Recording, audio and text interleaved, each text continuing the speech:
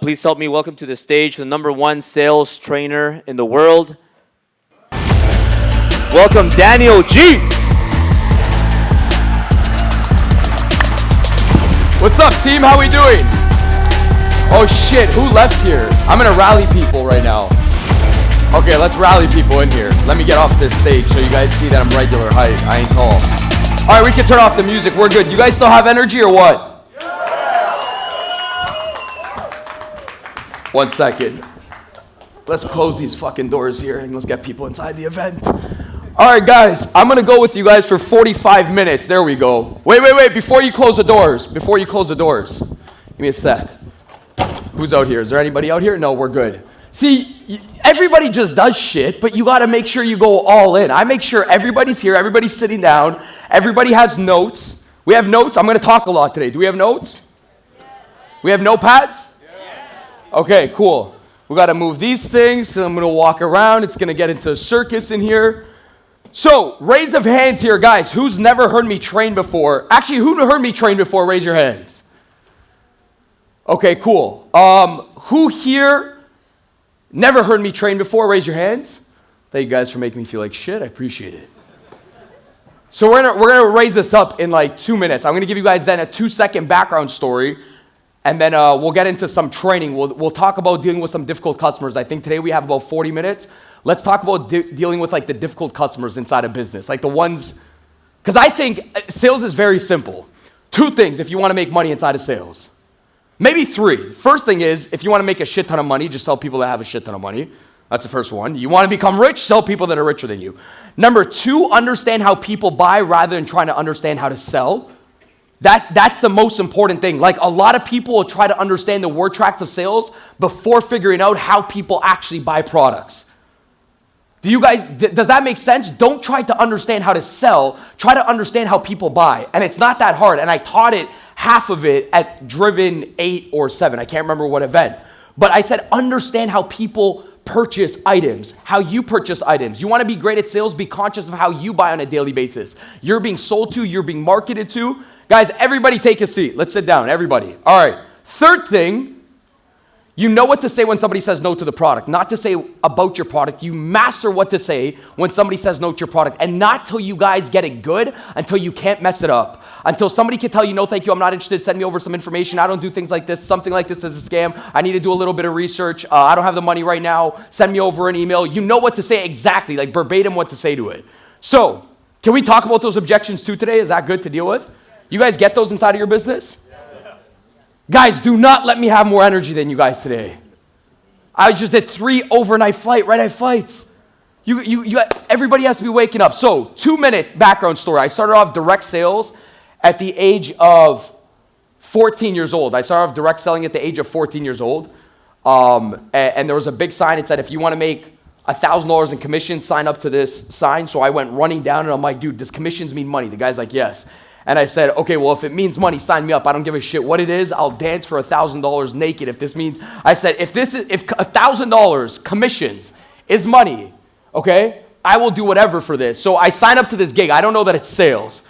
And my friends are like, bro, that thing's a scam. I'm like, dude, scam me. We're already broke. Okay, scam me, please. So I go to the guy. I'm like, man, is something like this a scam? And he's like, first stupid thing to say. He's like, I already like that I'm coaching you. I'm like, why? Why is that stupid? I'm just asking, is this a scam? He's like, dude, if I was scamming you, I wouldn't tell you. I said, that's true. I'm like, sign me up. So I sign up to this gig. I'm 14 years old. I sign up. I don't know what I'm getting myself into. I think I'm like cutting grass at this point. I don't know what I'm getting inside of direct sales. And I'm addicted by the first weekend. I start this job. Friday, I started knocking on doors. Saturday, Sunday, I made $850 in commissions. My first weekend, as some of you guys know, I basically retired school inside of my head, but I still had to stay in it legally for the next 2 years in high school. But I'm working this gig Thursday, Friday, Saturday, and Sunday for 8 months straight. Took 4 months off because of bad winters in Canada. Come back to my job. When I was 15 and a half, you're young when you use half in your age. I'm 15 and a half. I go to my mentor, my coach and my sales director. He's like, hey man, I got a question for you. I said, yeah. He's like, so do you want to keep working or do you want to make money? I said, that's a good line. I said, well listen, man. I said, shit, I want to make money, but I'm like, I feel like I'm like the richest kid in school. I'm like, what are you talking about? Like, I already feel like I'm rich. I stacked up $15,000, $20,000. I'm like, what are you talking about? I'm like, yeah, I want to make more money, but I'm filthy freaking rich. I'm 14 and a half, made $15,000, $20,000 last year. He's like, nice. How much money did you make Monday, Tuesday, and Wednesday? I said, nothing, because I'm in school. And I'm about to get fired from your guys' ass because I'm already skipping Thursday and Friday, but I'm not making money Monday, Tuesday, Wednesday. He's like, well, that's stupid. I'm like, all right, are you going to fire me? He's like, I can't. It's a volunteer sport. It's sales. But he's like, so you're not making money Monday, Tuesday, and Wednesday. I said, no, man, I'm not making money Monday, Tuesday, and Wednesday. I'm freaking 15 years old. I work for you guys. I can't get a job at KFC. I'm like, talk to me. What do I got to do? He's like, Daniel, in life, money doesn't equal freedom. I said, what do you mean? He's like, how? He's like, I made $7,000 off of you last year. I'm like, I knew this shit was a scam. I'm like, you made $7,000 from me? He's like, yeah, I made $7,000 from you. I'm like, how the heck? I'm like, well, what'd you do? He's like, until you can get somebody to do the job just as good as you, as better you inside of sales and in business, you always be a slave to your business. And he says, in life, people and systems equal freedom, not just money. We know a lot of millionaires that don't have great people and have great systems, and they're still slaves to their businesses. At 15 years old, I'm understanding how freedom actually works inside a business. Until you can leave your business and your business grows without you, you don't have a business. That's how business is built. Until you can leave and your business grows without you, you still don't have a business. A lot of us can't leave our business for 2 days and our numbers drop. That's okay. But he's like, hey, do you want to learn the second level? And I said, yes. At 15 years old, I started understanding how business and money worked. I said, oh shit. So at 15, I started building out a sales team. 15 years old, 15 and a half, I started hiring and recruiting salespeople with a sign, not at my high school, because I sold weed at my high school, so I had to go to other high schools. I shit you guys not. I wrote a sign, $500 to $1,000 a week, and if you want to make commission, sign up here. Kids would come up to me. I'd recruit them inside of sales. I was 15 and a half. I trained sales since 15 and a half on how to deal with objections, how to prospect people, how to knock on doors, how to close deals at 15 and a half.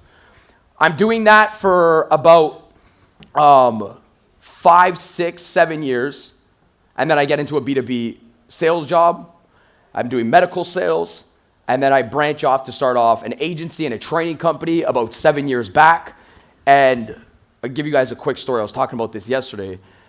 That I don't know how many of you guys ever want to build and grow a team. Is that on any of your guys' mind? I think it should be the end vision. First, you become the best freaking middleman, and then you become a team member, and you build and grow and scale a team. So I'm glad that a lot of hands went up for this, because when I started my company at 25, this was about 7 years ago, I told my friends, I said, hey guys, I'm going to branch off and make my own company. Come work for me. We're going to start sales training, and we're going to start a sales agency business, blah, blah, blah. And it didn't make sense at the time. Online space was just starting to pop off with these coaches. I said, we're going to train salespeople, and we're going to outsource them. And they're like, all right, man, let's do it. So they said, how are we going to find these people? I said, we're going to go on social media. I had 7,000 followers at the time. I said, no, 1,700 followers. I said, we're going to go on social media, and we're going to start the world-class sales convention. They're like, what do you want to do with this? I said, bro, we're going to do a sales event. They said, and what? I said, I'm going to train, and after we train at the sales event, we're going to hire salespeople. They said, man, this is stupid, man. Who's going to come to the sales event? I'm like, no, man, we're going to do the sales event. Don't worry about it. So we opened this sales convention 2016 or 2017. We do our first sales convention. I'm yelling off social media like, guys, this is going to be a packed convention. The room was this size, by the way.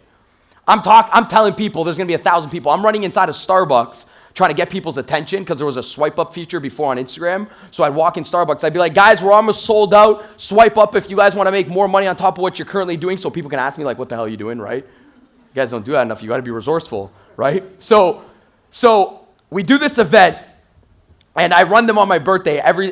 Usually in December, I run this event, and I've still been running it for the last 7 years. And I have this room booked out, and there's a lot of chairs, and 9 people show up to this. And I'm looking, and I'm like, game on. But the 9 people, by the way, 4 of them were my guys that I just hired. 3 of them were their girlfriends. The other one was my brother, which was also my videographer, and his girlfriend. 9 total. And I'm training sales like you would think I'm on drugs, like people think on social media, like some of you guys think right now. And I'm going crazy on sales. Like I'm telling them how to deal with objections, how to close, and I'm done. It's like a 6-hour seminar. I don't blink. I don't drink. I don't let nobody pee. You guys see how crazy I am. I get out here. I start closing doors. I say, guys, let's lock in. Let's go. Nobody talk. Don't blink an eye. I'm training you guys how to make money. So I'm done the event. My guys come up to me, and they're like, bro, okay, So, we're going to get back to finishing off our engineering degree. This thing was stupid, blah, blah, blah. I'm like, no, what are you talking about? Dude, we got 9 people. I'm like, I know it. We got to go to the next city. We got to do a tour. We got to go to Montreal. I'm from Toronto, Canada. So we head to Montreal. They're like, bro, we have no business being in Montreal. We don't even speak French. It's a French-speaking city in Canada. They're like, what the fuck are we going to do in Montreal? I said, bro, we're going to do an event in Montreal. So I start promoting World Class Sales Convention Montreal 2016. 12 people show up in Montreal. I had a connection there from some kid in university. He brought his 12 friends. I'm training sales like crazy. By the way, there's 12 people. My friends are still saying, bro, this is stupid. We're losing $5,000 to $10,000 per event. We're not recruiting nobody because it's 12 people recruiting one person. They have nothing to sell. What the heck are you doing? There's 12 people showing up this stuff. And maybe you guys could feel when things aren't kicking off inside of your business and it looks like nothing to the outer world. And I'm like, dude, are you smoking something? I said, I got 12 people. I'm up 3. And they would say, what do you mean? I said, we started with 9. Now we're at 12. And then you fast forward, same shit. We did another one in Miami the exact same year. It went from 12 to 25. Everybody's like, yo, enough with this sales convention shit. It's not working out. I said, are you kidding me? We're up 13. I'll tell you guys why I'm saying this. Because the ability to grow as an entrepreneur, a sales rep, or a sales leader is to see the growth when nobody else can see the growth inside a business. It's the ability, I'm going to show you guys something. It's the ability to see what nobody else can see inside a business. To the outer world, this is where people lose inside a business. To the outer world, it just looks like 12 people. He's failing, he's losing, he's not making money. I could see what they can't see. I'm like, I'm up another 3. The ability to see what other people can't see. When you're in caterpillar mode and it looks like a piece of shit to the outer market, because you went from, no, you got to know the bank account's growing when nobody else can see the bank account growing. Like you got to go from $1,000 and now it went to $1,050. To them, they're like, this job is still stupid. Dude, I'm up another 50. I'm in caterpillar mode right now. The problem is entrepreneurs today, everybody tries to rush it and they want to be the butterfly so quickly. No. You should be so happy that you're in caterpillar mode that it's like you don't go to the gym and then in a month in the gym, you just get 6-pack abs. No, but you know you could do another 3 sit-ups. The person that wants 6-pack abs within 4 months is usually the people that quit inside a business. That's what's happening right now. A lot of people, and then you start rushing, you start to act weird inside of sales because you guys got to close people super fast, and then you sound like a lion. But Daniel G on the sales side is completely different than Daniel G training. I'm a freaking lamb. You guys know the difference? I'm in lion mode right now. Lion mode is ba, ba, ba, ba, ba. Lamb mode is like, yeah, don't even worry about it. How's your day? But everybody right now, do you guys know the greatest, I'm going to go into this right now. The greatest salespeople back then, they're all lambs. They're all lambs. Today, everybody's trying to be a lion. So we go on social media, everybody wants to make fast money. So then in their pitch, they're trying to close deals fast. I'm like, oh man, if you just see the way people sold 20, 30 years ago, they were all lambs. You can't stay in the cage with a lion. I say inside of sales, you got to think like the lion, but you got to sell like the lamb.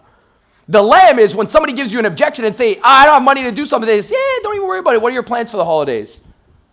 That's a lamb. The lion says, well, that's the exact reason why you're doing this business, to help you make more money. That's the lion. That person doesn't close a deal. You guys see the difference? We'll go into it today. So I said, you got to learn how to just be okay with the caterpillar mode. I'm using like all these animals. I feel like it's a zoo. Until somebody says, hey, by the way, you're in butterfly mode. And shit never changes, by the way. Like, we run events till today. And I say, leaders have the ability to see what other people can't see, what I said. Or why would people follow you? Like, you should be called a little bit crazy. If you weren't called crazy, imagine somebody calling you normal. Nobody would follow you.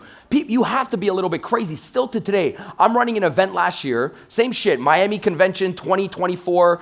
The room is massive. We hosted at the convention center. And it's 3 a.m. at nighttime. And this place is empty at nighttime. And all I'm doing is I'm there at nighttime just looking at everything. I'm stacking up the chairs. It's 3 a.m. I'm doing my own event. My guys want to go sleep. I'm like, okay, you guys go to bed. It's 2 a.m. And I'm running this event. I don't know if any of you guys put on any small events inside of life, but sometimes you just feel obligated to be there because it's like your baby. And I'm like, you guys go to bed. I'm going to make sure every freaking chair is straight. Then I'm going to make sure I master all the introductions for all the speakers, right? And my guys are like, bro, it's 3 a.m. Come on, man. We have people coming at 5 a.m. I'm like, no, you guys go to bed. One guy's always left with me. His name's Tony, and maybe Steve. Tony sleeps when I sleep. So he's sitting in the back there, and it's literally 3 a.m. inside of this convention venue. The only people that are there are the AV team and the audio team. And all I'm doing is I'm going up and down the aisles. First of all, I'm fixing chairs. Like, I'm making sure every chair is straight. And then after, I go to my guys, I'm like, all right, everything's perfect. They're like, it's perfect. He's like, bro, I'm going to go to bed. I said, no, now we got to role play. He's like, role play with who? And I said, the people. He said, what do you mean the people? I said, yeah, man. I said, what's your name? Billy, what's your difficult thing that you deal with inside of sales that is, stopping you to get to the next level inside of sales? What's some of the difficult, questions that you have for me? Man, what do you say when somebody says, I just need to speak to my spouse? I said, Billy, that's a freaking excellent question. Here's how you're going to deal with it, okay? Just 2 words. I go answer his objection. Billy doesn't fucking exist. It's empty. Now the guys that are doing the AV and audio are thinking this guy's on drugs. They're like, okay, now we know. We get it. He's talking to empty chairs. He's hallucinating. I go to the next person. I'm like, hey, what's your name? Hey, my name's Miranda. Miranda, what's your number one question? Hey, I have a question. What do you do in business? How did you get guys to take you seriously while you're prospecting inside of business? I said, Miranda, that's a freaking awesome question. I said, what do you sell? And I'm talking to Miranda, and I'm having a conversation with Miranda right now. Miranda. She doesn't exist. It's empty. And then Tony's going, he's like, bro, I'm going to go to bed. He's one of my friends. He's this Arabic guy. He's like, bro, I go to sleep now. You're crazy. You want to role play with the whole room? I go to bed. I said, okay, you go to sleep. I said, Tony, before you go to bed. He said, what? I said, can we do one more thing? He's like, yeah. I said, can we do quality control and basically meaning like, if something bad happens at the event tomorrow, can we make sure that we set up everything right, the security knows where to go? If everything crazy happens in the morning, can we just do one walkthrough of what's supposed to happen if somebody comes in and they have a gun, or if there's like 7,000 people and we oversold the event? Let's just do a walkthrough. Let me show you where the doors are, the exits are, so you can train the security in the morning when they come. He's like, bro, you're fucking crazy, man. What are you doing? Guys, it's my event. I shouldn't be doing this shit. I have no means to do this right now. And then in the morning, I go sleep backstage at this event. I'll never forget. I sleep backstage, and I wake up. Tony gives me a t-shirt. He gives me a towel to wipe off my body. I said, bring me a hot towel so I can basically shower backstage. I said, I'm going to take a tap nap. I said, bring me a t-shirt, bring me pants, iron them, and bring me a towel.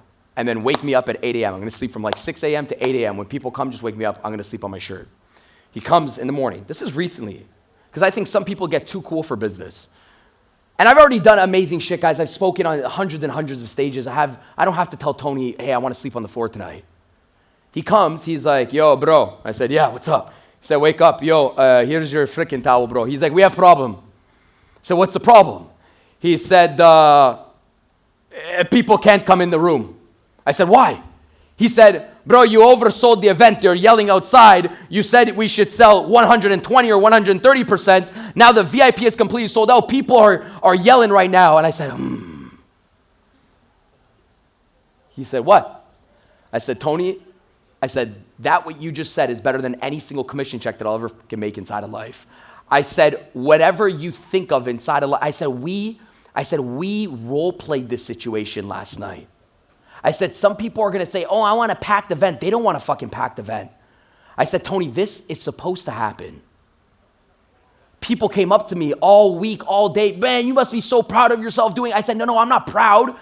Success in your guys' business, it's just supposed to happen because you rehearsed it a million times. But most people that say they want a big business or they want a big team or they want a big event, they never role play it. I'm role playing it to the point where I know exactly what quality control looks like if we oversold the event. I said we were supposed to have an oversold event. I said you're supposed to become a millionaire. Becoming a millionaire just doesn't happen by accident. I said this is all supposed to happen because you rehearse it in your mind before it happens actually inside a business. Most of us are just like, oh, it would be nice to have a packed out event. It would be nice. But I said, how many times have we actually role played out the scenario? No. Like, I really mean this. How many times have you actually role played out the scenario with a customer, with your team? Some of you guys have compensation plans. I know it. Some of you guys maybe have a compensation plan. You work for a company and they give you a compensation plan of how you get paid. How many times have you built out the compensation plan inside of your head? With names that don't even exist. A company that doesn't even exist. I want to be a millionaire. Good. What's your accountant's name? Daniel, I'm only making $5 a month. Good. What's your accountant's name? You said you want to become a millionaire. I guess you should already start prepping for it right now. You will never become a millionaire. It's not real. You just say it would be nice. When we go take the yacht in Star Island in Miami with my guys, they look at the homes that are $35 million homes. I stare at the palm tree. And this was 3 weeks ago. I'm like, man, what do you think that palm tree is worth? And my guys are like, I don't know, bro, but look at the home. I'm like, forget the home. I'm like, we need to know what the palm trees are worth. And they're like, bro, why? And I asked Frank, the captain, I said, Frank, how much do you think the palm tree's worth? Each one of those palm trees. Those are sexy palm trees. He's like, I said, guys, research it. They're like, why? I said, because some people say they want the house. Other people want to know how much the grass is fucking worth so it's real. I said, anybody could just go shop these homes. I said, I want to touch the palm. I want to know how much it's worth. 120,000 times, $1.2 million on palm trees. Write that down, Vanessa, $1.2 million on palm trees. My assistant's like, why? Are you buying this home? I said, no, just need to know. Not right now, we'll buy it in a year, but we just need to know. Who lives there? Go say hi to the names. I think sometimes we become adults and we die. And age, what happens is you're like, oh, yeah, I'm 40 years old right now. How does the guy have so much energy? I don't think as you get older, you're supposed to die with energy. I think you only die in energy when you stop that. When you stop the vision, you stop the dreaming, that's when you kill the energy inside of life. Every single year, my energy gets higher and higher and higher because the dream gets higher and higher and higher. I said, you don't get low energy as you age inside of life. You get low energy when you kill the dream, when you stop the vision inside of business, okay? So, I don't know how this started off, but number one, I guess your business is supposed to happen. Nothing should be an accident. When people get super shocked when they make $1 million on stage or they have a super successful week, I said, when you get shocked, I'm not saying you shouldn't get shocked when you have a $50,000 pay week inside of sales. I said, what happens is it's a reflection that you never thought you could be here in the first place. And if you get shocked, you won't go repeat it next week. The people that don't get shocked, they just say, well, it's supposed to happen, so they do it again next week. You will never outperform the person that you think you could become inside of the future. I said it once, I'll say it again. You can never outperform what you think you could become inside of the future. Everything we do today is a reflection of where we think we're headed in the next 5 years. So let's dive into it, talking about sales. Okay, today I want to train on how to deal with the difficult shit that we get inside of business, all the difficult customers, because I feel if we can handle a difficult customer, we can make millions inside of sales. It's not what to say. And by the way, they just have a language, we have a language. I'm going to teach you how to speak their language. It's super easy, by the way, super easy. Oh, who here is not from America and immigrated from a different country? Can you raise your hands? Okay. Keep your hands raised if you had to study English. Well, you guys are freaking crazy. You guys studied English. Okay. At least 50%, 90% of people studied English. Well, let me tell you, English is a messed up freaking language. It's messed up. Now, the people that are from America and Canada, they don't think it's messed up. But it is messed up and you studied it. Like telephone, like telepahony. It's weird. It's a weird language to study and understand. But a lot of you guys, like the people here that studied English, sometimes you look at words and you're like, wait, what? That one word could be said 15 different ways? Okay? Or maybe I'm just trying to find common ground because I was ADD, ADHD, and English as a second language, but I was born and raised in Canada. That's not a good combo, by the way. Like English as a second language, but born and raised in Canada. So, why am I saying this? If you guys studied a different language and you understood how to speak this messed up language, sales has the exact same language. You understand what to say when somebody says no to your business. That's the language of sales. Now, there's only 30, 40 words that they could say to you. But you studied English, but there's only 30 to 40 inside of sales. I'm literally teaching you guys. Most people don't have energy inside of business and don't prospect because they're not prepared when somebody says no to them, so they won't do it at all. Your level of prospecting is a complete correlation to your level of dealing with an objection. Let me say that again. Your level of prospecting is a complete correlation to how good you can deal with an objection. Obviously, you won't be excited to go pick up a phone and be like, Jim, how you doing? Good. Hey, man, it's Bob. I'm looking at a sheet right now. I know you guys sold your home for XYZ, I think a year and a half. I'm looking for a little bit of help, right? You won't want to make those calls 24/7. I will not want to train you guys right now in objection handling if you don't know what to say when somebody says no. Your level of action is completely related to the level of which you can deal with an objection inside a business. I'm telling you, and most people, either they wing it, and how do you know you're a winger? When somebody says, no, thank you, I'm not interested, I don't have the money, or I need to speak to my husband, your words change every single time. That's a world-class winger. So I think for us, I say, hey, if there's 20 to 30, before I even understand what to say about my product, let's understand what to say when somebody says no to the product. Super simple. And I'm going to show you guys in visual format how I think of an objection. So you remember the lamb versus the lion, right? Okay, what does that mean, the lamb versus the lion? The lion Basically, if you sit in a room with the lion, it eats you. But you can be around a lamb for a long time. But if you sit in the room with the lion, you get eaten. But with the lamb, just around you. People don't have closing problems inside a business. They have conversation problems. Let me say that again. If I go to a company or if I go to a sales rep, he says, man, how do I become a better closer? I said, you don't have a closing problem. You just don't know how to stay in the conversation. The person that stays in the conversation wins the conversation. Most people can't stay in the conversation. Now, I'll tell you why. You might want to write this down. Fortune is not in the follow-up. Fortune is not in the follow-up. Now, you've been all trained that, and so have I since I've been 14 years old. Fortune in the follow-up. Yes, but. I'm going to negate it for 1 second. When you use but, you negate whatever you just said. Who is drinking? This looks like tequila. What the fuck? Is this a tequila? Okay. Fortune's not in the follow-up. Fortune is on the first call. Fortune is in the amount of attempts that you do on the first conversation. That's where fortune is made inside of sales, not in follow-up. Fortune is not in follow-up, it's in the amount of attempts. I'm going to show you why fortune is not in follow-up. Now, am I saying you don't follow up to make money inside of sales? Of course you do. Of course, if you don't close on the first conversation, you got to follow up 3, 4, 5, 6, 7, 8, 9 times. But I've been questioning everything that I've ever been taught inside of sales since a young age. I'll tell you why I've questioned that one. When I was 15, I heard fortune in the follow-up. I believe if you tell yourself fortune's in the follow-up, on the first conversation, when somebody gives you an objection, what will you tell yourself? Oh, fortune's in the follow-up. Let me just go follow up with them 5 to 6 to 7, 8 times, and I'll close the deal. So you almost programmed your brain to already give up on the conversation because you said fortune's in the follow-up. I believe fortune's in the amount of attempts that you do on the first conversation. And then after the attempts, then fortune's in the follow-up. You guys understand? So watch, I'll show you what I mean.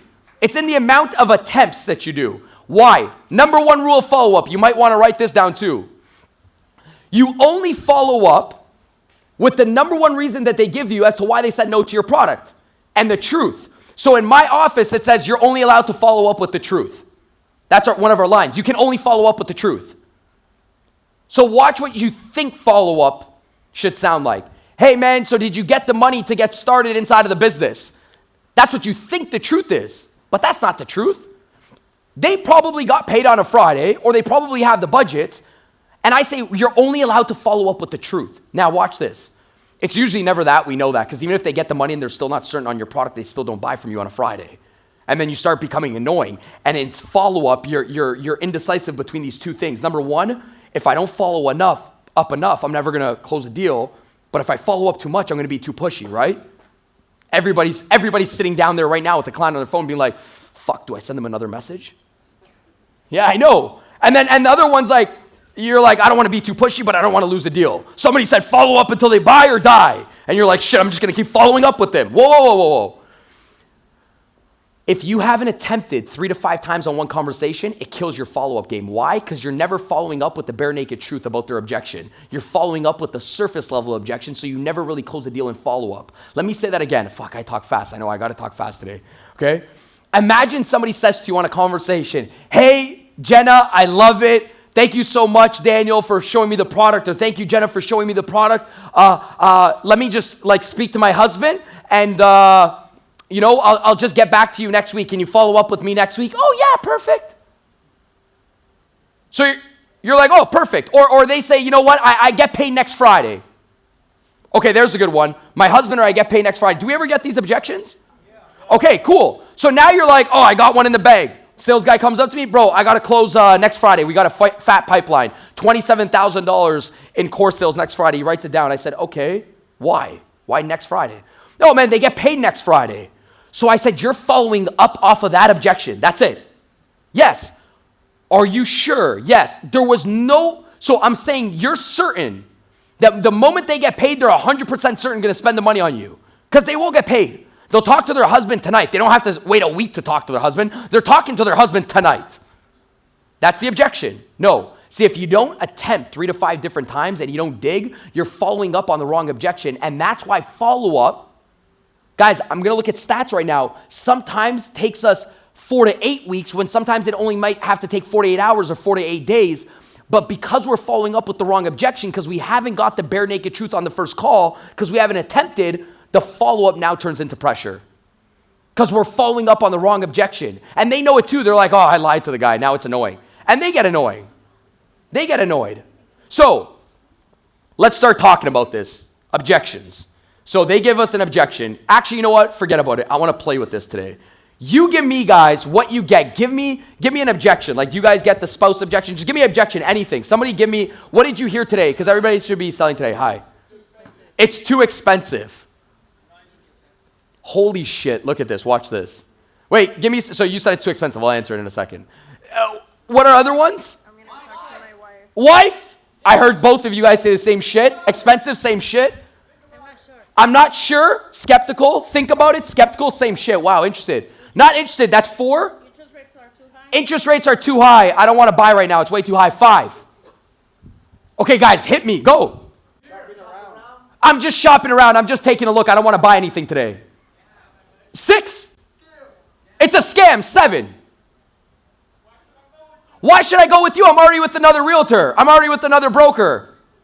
Okay, 8. I want to multi-focus. I don't want to multi-focus. Okay, 9. Okay, what is it? I'm not ready? 10. I have no time. 11. I'm just, no, you already repeated it. I'm not giving you that one. You guys will literally have to fucking, like, we have to start digging for objections after 15. Go. Can you give me more details? It's just a question, but I'll give it to you. 12. I'm busy. 13. I'm not passionate about it. I'm an introvert. 15. I'm not even good at sales. 16. Just text me some info. Send me over an information. 17. I'm not sure if it's for me. I'm not sure if it's for you. 18. That's the same objection, but I'm giving it to you guys. Pray about it. Remember, some of y'all studied English. Pray about it. You need to pray about it. I like that one. Nobody talks about it. 19. Let me talk to my partner. We already said it in the beginning, spouse, but I'll give it to you. 20. The right time. Dude, you guys see what I'm doing right now? I'm showing you guys some shit right now that is actually pretty funny. That as a team, together, there's literally 20. And we're laughing because there's really probably like 10. But now we're having fun. Like, oh, I need to speak to my boyfriend. No, I need to speak to my girlfriend. I need to speak. Like, that's the same objection. Okay. You guys gave me 20 objections. And all that you have to do inside of sales is literally master this shit and you make millions. Remember, you mastered how to say telephone. And when somebody says, no, thank you, I'm not interested, you're going to wing it and you're going to say, well, what are you not interested about? Winger. Why aren't you interested? I haven't even showed you. Winger. I know you're winging right away. I know when somebody's winging inside of sales. Because can't anybody just, isn't that the first thought that comes to your mind when somebody says, no, thank you, I'm not interested? And you say, well, what are you not interested about? I haven't even showed you anything. Or why aren't you interested? Or I don't have the money to do something like this. Well, that's the exact reason why you should do it. It's because we're going to make you more money. That's the first thought that you think of. But we haven't trained for it. But all I'm saying, guys, if we learn how to deal with those, literally, like I wish somebody, just 1, 2, 3 people in this room tonight, they go to bed tonight. And before you go get drunk or whatever you're about to do tonight, you fucking go to bed and you just master 10 of them. I tell my guys and my ladies inside of sales that work with me, I said, you guys should go to bed with anxiety if you don't know what to say when somebody says no to your business. I said, I hope you do, because I'm literally telling you, this is the formula of how you make money inside of sales. And it's not because you know what to say and you can respond right away. It's because you're going to be more excited. Guys, I'm off the stage right now. This is a reflection right now. I don't do drugs. See, why y'all laughing? But I'm showing you guys, why the heck would I put myself in a fire if I didn't know what to say to these objections? I would never be happy. I'm like a kid with candy right now with you guys. I'm like, all right, what's another objection? My level of action and excitement is a correlation to my level of dealing with an objection. Do you guys see what I mean? So you will do more inside of your business because you're like, give me your best shot. Do you guys know, and we're going to deal with them all now, you don't get paid by working harder. I promise you, you will not get paid by being a workaholic. You will not. And by the way, I am a workaholic. It is not my winning edge inside of sales, we say. It is not my competitive edge. Any dummy can work just like I work. That's it. Like, I want you guys to understand that when somebody's like, you just got to work hard, I get it. It's formula number 1. Everybody says on stage, just become a workaholic. Yeah, okay, bro. I was on Dan Fleischman's podcast, which you guys will hear soon, or you'll hear Dan tomorrow. But I told him, I'm like, Dan, this kid came up to me at your event, and he's like, man, what time do you wake up? And I said, like whenever. I don't know, 6, 7, 8, depending on my shit. I'm like, dude, I don't know when he said, oh yeah, I wake up at 4:30. I said, nice, man. You're the morning routine. Dunk your face in ice too? And it's appropriate for this one. But I said, nice. I said, oh, shit, man, how do you? And I know he's asking that question because he probably sees me like very disciplined, running every single day on my shit, you know. I know he's trying to figure out what's Daniel G's routine. What does this guy do to get his energy, right? And then I'm like, oh, nice. How do you do that? How do you wake up at 4:30? He's like, well, I'm like, not even how, bro. I'm like, why? He's like, well, man, I just get more hours in the day. I'm like, oh, and why do you want more hours in the day? He's like, well, I'm beating my colleagues so I can make more money than them and make more sales. I said, oh, nice. So basically you want to make more money. He said, yeah. I said, shit, man. I said, where are you from? He said, South America. I said, nice. Were you born here? He said, no. I said, did you have ancestors? You had ancestors back home in South America and you immigrated here? He said, yes. I said, well, why do you want to make more money? He said, I don't come from money. I said, well, why not? He said, what do you mean? I said, dude, what do you mean you don't come from money? I guarantee you, did you guys have hardworking ancestors? Great, why didn't they leave us generational wealth? My grandparents from Sicily, Italy worked farms. Why did my grandparents, hey, Daniel, you don't got to do this stuff. Here's $1 million. Go, take it. Here's a couple million. But they were hard workers. I said, you're telling me you think your winning edge is duplicating my grandfather. That's your winning edge. You say you're just gonna make it because you're gonna be a hard worker. I said, dude, obviously that's not the formula by just being a dumb workhorse. And by the way, I'm not downgrading work. You guys can see that I love working. I love doing this. I love it. I'm passionate about it. I love building. I love creating. But I also know that's not what's going to make me millions. And I also know not being Albert Einstein is also what's going to make me millions of dollars because I was not the smart kid in class. I was ADD, ADHD, and English as a second language. So obviously it can't be smarts, Albert Einstein. So what is it? I'm going back to this objections thing. Watch. I'm tying it in. Somehow with ADD. Persuasion? No, how do you, wait, I forgot to ask a question. How the fuck do you make money inside of life? Value? Take it from others. Burning desire. Mixture of knowledge and work ethic. Well, nah, I just said you could work hard. What is it? There's a lot of smart people. We know those smart kids in school sometimes aren't the richest people. What do you think it is? When somebody develops an application, and that guy goes to sell on his app for $1 billion, and then somebody else is designing an app but can't even sell for $10,000, what do you think? No, it's not duplication. Boom! Solve a bigger problem than the person left and right of you, get paid more money. That's how you make money inside of life. You solve a bigger problem, you make more money. You want to know what's crazy? First of all, nobody has ever taught us this. They said work harder or become smarter to make more money. No. You wake up in the morning and you're more responsible and you solve bigger problems than the person left and right of you. You make a bigger paycheck. Your paycheck is a complete reflection of how responsible you are and how many problems you could solve in the marketplace or just on a small level of sales throughout the day. You don't wake up in the morning and say, I'm going to beat everybody in work. You wake up in the morning, and most people wake up opposite. They wake up and they say, God, don't give me a problem. But it's okay because we've been programmed like that. There was no maniac at a driven event telling us in school, being like, hey, by the way, wake up and say, God, give me 3. But that's how it should be. That's how you make money. Hey, God, give me your best shot today. Give me 4. Give me 5. Give me 10. So what does that mean? Because I'm talking to a sales crowd today. You guys are my people. What does that mean inside of sales? You wake up and you pray for them.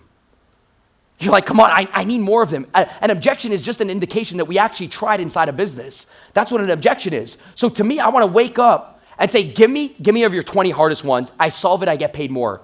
Inside of sales, how many objections did we solve throughout the day? Like solve, that's the way I'm thinking of it. I'm not thinking about being combative with the customer. I'm saying solve it to get to the bare naked truth so I can attempt 3 to 5 times. I'm just in it to be the lamb. The lamb gets paid the millions, not the lion. I'm in lion mode. You don't duplicate lion, you duplicate lamb. Lambs are the most lethal people inside of the world. Lethal. All right, so let's do it now. Here we go, lamb sales. So we take out a line. What was the objections? Give me the objections. Let's be lambs. I just need to stay in the convo. I just need to stay in there. There's a pocket. I need to talk to my wife. Done. You ready for it? Well, you want to talk to your husband or your wife? Talk to your husband. Okay, cool. What's your name? Yvonne. So Yvonne, I say, hey, Yvonne, by the way, are you ready to partner up and, finally take care of XYZ problems in the next 6 months so you can finally retire your parents like you told me you wanted to do in the beginning of the conversation? Ready to partner up and do something like this? Give me the objection. Yeah, completely understand. Don't even worry about it. Watch this. Well, I even sound like a lamb too. See how the voice just changed because I went into like sales mode now? You guys didn't see it? Maybe I did. I was like, yeah. Sounded like a lamb. Because right away I'm in game mode. So I'm like, yeah, don't even worry about it. I'm like, actually, you know what? Let me do something fun with you guys. I was going to go on ninja mode. Let me go on beginner mode right now. This shit's easy. I'm going to give you guys beginner mode. And then we'll keep advancing this objection. Beginner mode, this is the first thing I would say. Yeah, don't even worry about it. Be the lamb, right? Yeah, don't even worry about it. I'm like, yeah, other than that, like what else? Other than your husband, like what else? I don't know. It sounds too expensive. Ta-da! Holy shit! No. Yvonne? Yes.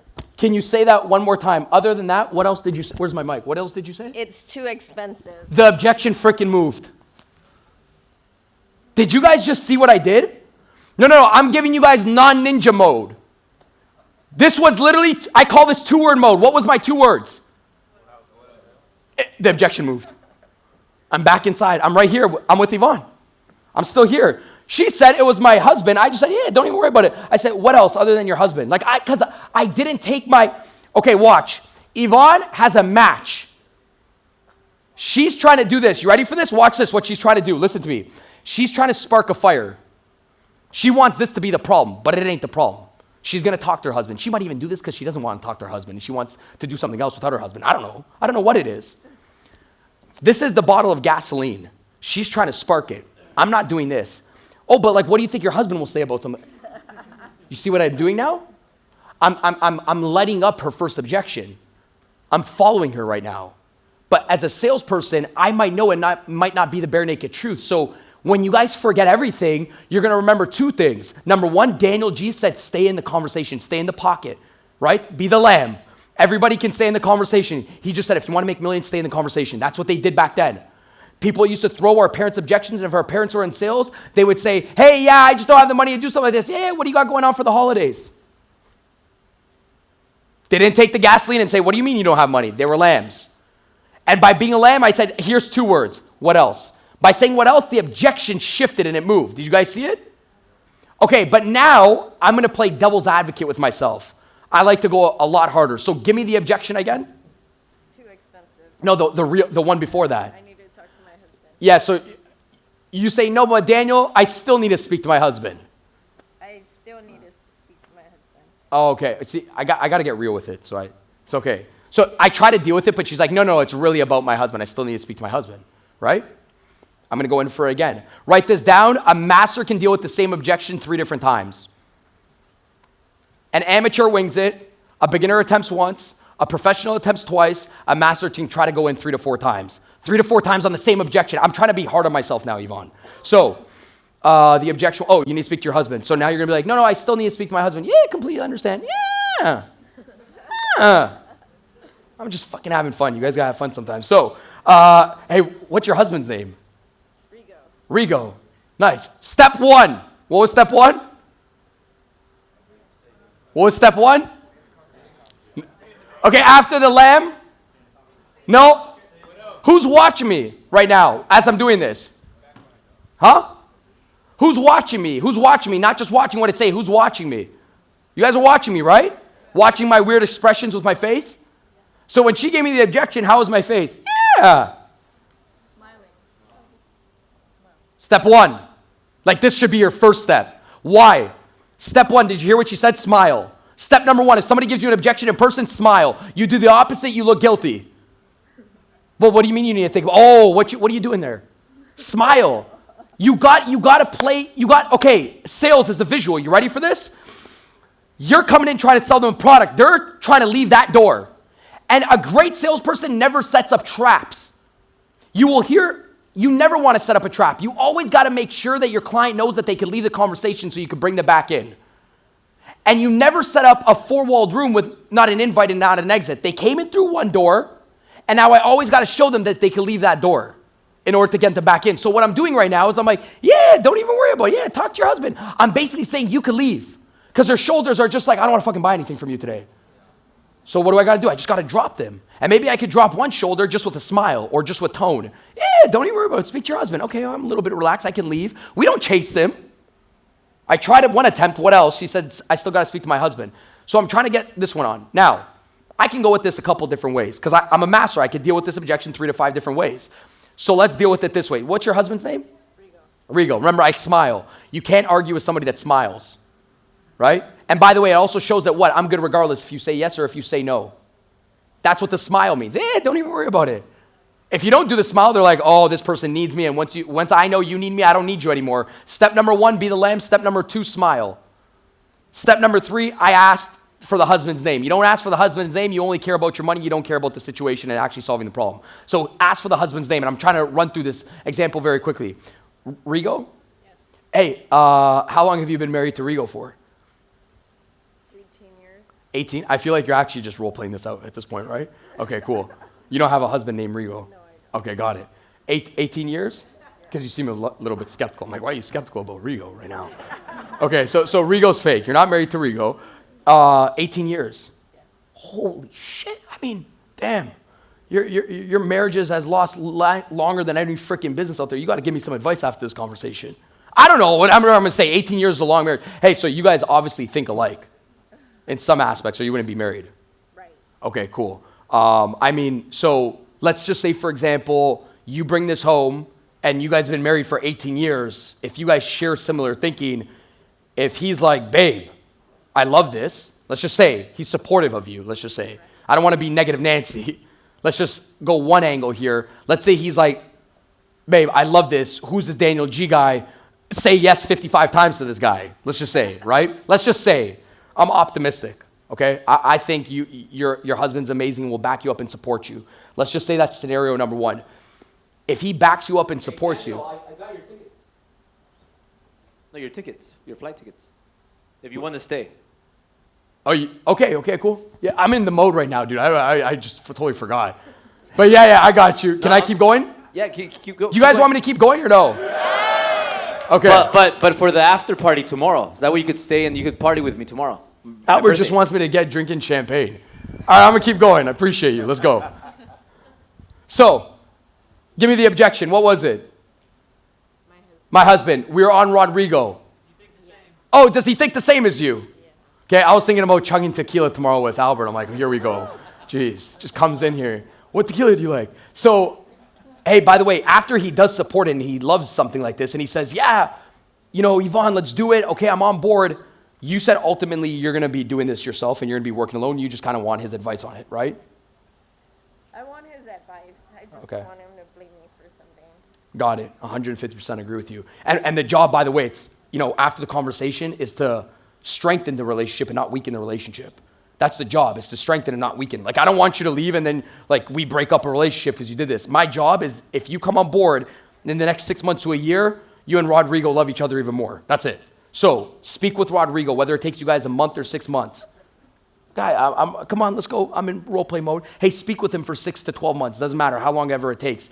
But whenever he does say, Yvonne, I support you, if he does say that, since you're doing this alone, this business alone ultimately, and you're going to put it all in the effort, what can I send you over with Rodrigo that you guys can review today or when you speak to him? How long do you need, like a week?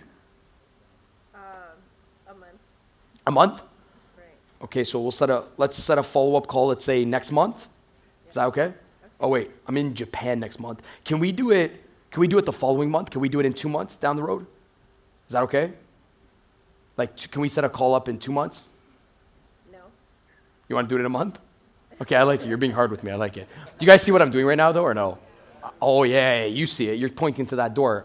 I'm selling the shit out of that door, that exit. Okay, cool. Let's touch base in about a month. And by the way, in the meantime of you and Rodrigo really looking at the information, since you're going to be working with it, what were you still today a little bit skeptical about that I could just put in an email so when you guys look at the information, you and Rodrigo can look at the information? Because even when he supports you and you're still not certain, I still don't want you to partner up with us. So what can I put in an email to provide for you guys? That way, when you look it over, you're certain on all 3 things that you may be skeptical about today. Do you want me to talk a little bit about the return on investment, the product switching that you're going to be doing inside of your life, the time it's going to take? Because I know, you guys have a lot of projects going on. What were you still a little bit skeptical today that you can review with him? The price. What was it? The price. Yvonne, can you say it one more time? The price. What? Okay, cool. What about the price, Yvonne? Like, what do you mean by that? It just seems like a lot. It seems like a lot. What's his name? Rodrigo? What's his name? Well, you already changed it. I changed his name. Okay, where the fuck did Rodrigo go? He's gone. Rigo. Where's Rigo? He disappeared. Wait, do you guys see it? He's gone. He's a ghost. She used to have a husband 3 minutes ago. Why isn't she talking about the husband anymore? Do you guys, no. You guys see why though, right? I'm in lamb mode. I'm in complete lamb mode where I'm saying, yeah, don't even worry about it. I know even if Rigo will say yes to a million things of hers, but if she's still not certain, she still doesn't say yes. So I might be following up. Hey, did you speak to your wife? Hey, did you speak to your husband? Hey, did you speak to your husband? Dude, you're following up on the wrong objection. Follow up on the truth. So do you guys see how I gave her the exit so I can push it back in?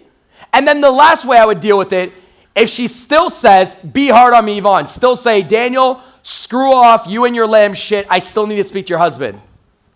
My husband. Come on, I got the hard job here. You're the customer. I got the hard one. It's too expensive. I still need to speak to my husband. Say that objection. I still need to speak to my husband. I love it. Third time. By this time, most people would be like, all right, this shit. Right? But I'm like, give it to me again. I want it again. Because remember what I said in the beginning? You don't get paid from waking up at 4:30 a.m. You get paid from this shit. Not at 4:30 a.m. This is how you get paid. Love it. Hey, by the way, quick question. We'll speak, we could talk in a month. I'll follow up with you in a month. You said you want to speak in a month. What are you guys doing tomorrow at like 7 for like 3 minutes? Eating. And then after eating like 7:30, you guys got anything planned? Just for like 5 minutes. Okay, wait. Step 1, what am I doing? Okay, wait. On the third level of this objection, you guys should be writing it down. This is like a masterclass. I should charge for this right now. On the third level of this objection, I'm now back into prospecting. When you try to get a husband on a phone call, I want you to write this down, or when you try to get the wife on a phone call, you're back in prospecting mode. Write that down. You're now in prospecting. I've now removed myself from sales, and now I'm in prospecting. Why am I saying this? Because the first step in prospecting to get somebody on your agenda is to clear their agenda, right? So I'm clearing your calendar, step number 1. I know, Yvonne, you're trying to role play and write notes right now, okay? I can role play with myself, it's cool. But first thing I did with Yvonne, I said, hey, by the way, what are you guys doing tomorrow at 8 o'clock? Every great salesperson always has a great random idea that popped inside of their head. You might want to write that down too as well. Great salespeople always have an idea out of nowhere. Out of blue statement. That's a great communicator. They're never just one word. If you guys ever listen to great speakers, you will notice a great speaker that you're just like, holy shit. It's just like, you just want to keep listening. And then somebody else, you're like, why? That speaker is constantly going to bounce you back and forth. By the way, guys, I have a story. And then he has your attention here, then brings it back. I've been doing it the whole talk. Have you guys noticed? Always have an idea. Oh, I have a story about a kid this morning. And you're like, oh shit, I thought we were, okay? And then I wrapped it back. And I made it into an analogy, and then I connected back. It's an out-of-the-blue statement. Always a great idea. A new story, a new analogy. Hey, by the way, Yvonne, what are you guys doing tomorrow at 8 p.m.? She's like, well, nothing. I cleared the agenda because I have an idea right now. Hey, I have an idea. Share ideas. People love ideas. Share ideas. I have an idea. Why don't you... What's your idea? See, now you're role-playing with me.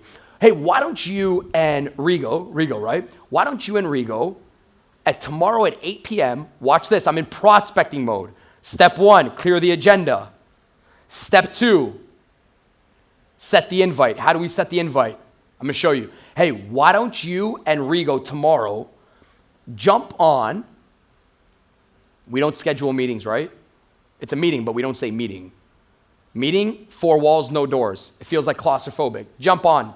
Why don't you and Rigo jump on, hop on, pop on? Jump on, hop on, pop on. Jump on, hop on, pop on. Jump on, hop on, pop on. Why don't you and Rigo hop on or jump on a quick 5-minute call tomorrow? See, it's just like in and out, lamb. Hop in, hop out. Jump in, jump out. Pop in, pop out. Hey, why don't you guys just jump on a quick 5-minute phone call tomorrow? That way, watch this. That way, I could show Rigo exactly what I showed you today. And if he has any questions, I'll answer all of his questions, but I'm not going to try to sell him. I think you guys can do that best. I think you could sell him best. I don't know how to sell your husband. You sell Rigo best. That way he can answer I can answer all of his questions, right? Because what am I trying to do? I'm trying to get Rigo to the call. But she will not bring her husband Rigo to the call if she feels like Rigo's going to get sold. Hey, why don't you just tell Rigo to jump on a quick call tomorrow so I can answer all of his questions, just like I'd answer yours, right? That way, whenever you guys are ready to do something, in the next 6 months to a year down the road, or whenever Rigo is ready, when you and Rigo are ready to partner up in the next 6 months to a year down the road, you know exactly what we got going on here at our insurance company or real estate company, or you know exactly what your home is worth, or you know exactly what we got going on. So whenever you guys are ready to make a transition into a new business, you have us in the back of your pocket for the future. I'll give you guys everything. You go home after with Rigo. You discuss all the details. I just answer his questions. Then you guys go back home and you guys review it together because that's all my job is to do. My job is just to give you the information. Then you guys go back home and review the information. Does it make sense, guys? What did I do? I'm speaking fast. What did I do? Somebody give me reverse engineer what I did fast. Somebody that's working with me right now and not just looking like a... I'm giving the client control and I'm giving the spouse the exit because nobody wants to bring their spouse on a call and their spouse feels like they have to buy something, do something, or sell something. They don't bring the spouse on the call. They're on defense mode. So every time I try to get, you're good. Thank you so much, by the way. Guys, round of applause for Yvonne. Thank you so much. Pardon? What is it? La reina del crédito. La reina del crédito. There you go. There we go. I know you said queen somehow in that. But do you guys see what I did? Okay, step one. Why do people not show up to calls? And I'm going to end it off like this. I'm giving you guys what raises resistance and what lowers resistance. What raises resistance? When people feel like they got to buy shit, so they ghost you. You guys ever get ghosted? Okay, why do you get ghosted? That's it. So people just don't show up. Do you guys ever set meetings and people don't show up? Yeah, because they feel that they're coming into a trap. They're coming into a home with no doors where they can't leave. They feel like they're going to come on and they're going to buy something. The question is, Daniel, not what do I say when I get ghosted? The question is always why. You don't have to know the one-worded line. It's never from that. It's understanding how people buy. Everybody wants to be in control. Give it to them. So how do you get somebody to the meeting? Tell them that they could steal everything and buy nothing. That's how you get people to show up. We get ghosted because they feel like they got to come on the call, buy something, do something, or sell something. My job is always just to have people relax and talk. I guess today's conversation was just simply this. How do you stay in the conversation to get to people to talk to you? Because the more you get them to talk to you, the more you get the truth. The more you get the truth, the easier it is to sell. We don't have closing problems this year. No closing problems. We only have conversation problems. There is no closing problems. We just don't have enough data. We don't know what we're closing on. So I just want to be like, how much can I open up this person? And by the way, I think sales is all about going deep rather than going wide. Wide communication is about asking somebody, hey, what do you do for a living? Oh, I sell makeup. Nice. How many kids do you have? I have 3 kids. Well, where are you from? On like a date, imagine. Well, I'm from LA. That sounds like a fucking interview, right? The girl's like, holy shit, let me get out of here. We do that inside of sales. Hey, so how much do you make? How much do you want to make? You just ask somebody, how much do you make? I make $7,000 a month. How much do you want to make every single month? I want to make $15,000 a month. Now, I know every single person that sells high ticket is looking at me and being like, well, isn't that the right way? Figure out where they are and where they want to get to and solve the gap? No. Figure out where they are and ask them, hey, you're making $7,000 a month. Why? Why not 20? What do you mean? Okay, well, question number 1, you said you're making 7,000. How long have you been making 7,000 for? It's called deep communication. How long have you been making 7,000 for? Oh, I've been making it for the last 4 years. 4 years, the same income? See? Forget about how much he wants to make. The problem, you're thinking it's going to be your golden bullet now. Oh, I'm going to have the solution for this guy. You ain't got no solution for this guy. This guy might need something internally before you give him something externally. And by the way, every single time you ask somebody, hey, what do you want and where do you want it, or where are you and where you want to go, they know you're trying to sell them. So what I'm doing is I'm like, hey, Martha, how much you making? I'm making $7,000 a month. This is my product, and it's in between Martha and Daniel G. My job as a great sales rep is to remove the product out from their eyes. So I'm going to show you, hey, how much are you making every single month? I'm making $7,000 a month. Oh, okay, nice. How long have you been making that income? Oh, I've been making that income for like the last 6 years. 6 years. Interesting. Okay, well, forget about what I was about to talk about today. to help work with you and increase, your systems and whatever, your product or your closing rate. Can I just talk about that for 1 second? Forget about what I wanted to show you. Can we just talk about that for a sec? You've been making the same income for 6 years. Why do you think that is? I try to push product. I want to get my product out of their face because they always know I'm trying to talk about my product. And you know what they're saying right there? Oh shit, finally somebody that actually gives a shit. And that's where the sale's made. You think the sale's made in the close. The sale's not made in the close. Every great closer has closed 25 minutes internally before the person even said yes. That's where the person says, there's like this exchange of, maybe I'm a little psycho and a nerd with sales, but I think right there, that's where the trust is being built, because trust is an invisible line. You can never see trust. So right there, when I say, wait, forget about this, Mary, I was about to show you 3 marketing strategies that we help nannies like yourself, or the mother of 3 like yourself, or the insurance rep like yourself. Forget about that for a second. I might need to point you in the right direction, in another direction. Why have you been on the same income for the last 6 years? I just want to better understand. It's because you couldn't find a vehicle. Is it your time? I just want to better understand. Because that might be the problem within itself. Removed product. You guys see?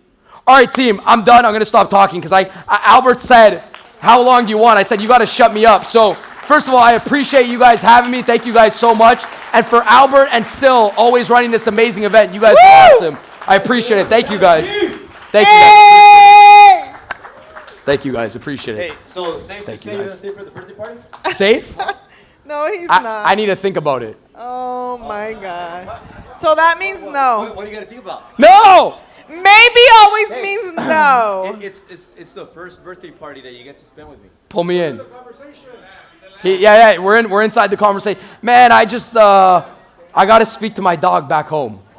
Your dog? Yeah, my dog. FaceTime him. Shit. It's No, a my dog can't come FaceTime. on. So what do I have to do for you to stay for my birthday party? See, I love this. You guys like doing this? See, if you guys, I'm gonna stay for you. If you guys, you got me a ticket? Yeah, done. Easy. If you guys treat this always like it's a game, business is gonna be easy. Like really, if you guys can go up to your friends and be like, I need to think about it, it's gonna be easy, because now it's like a game. Anyways, I appreciate you guys. So you're good for tomorrow? Tomorrow, Birthday party. tonight, I'll get drunk with No. you guys. Tonight? Tonight, I'll stay here. What about tomorrow? Tomorrow's my birthday party. Okay, we'll see. This is a hard close now. No, you have a 10 I'm gonna a.m. walk out. You have a 10 a.m. I have a 10 a.m. flight. Wait. Can you let them know? Because they're excited to have you tomorrow for my birthday. No, I'm not after committing. party. I'll commit to tonight with you guys. Tonight, I'll commit with you guys if I actually don't have a flight. Why not tomorrow? But tomorrow, I gotta be home. Right, so we closed you for tonight. Yeah, you're closed. I'm closed. So I'll close you tomorrow. Okay, done. Appreciate Good. it. Love you guys. That's how you close. One small win leads to another win. Albert's So- good, man.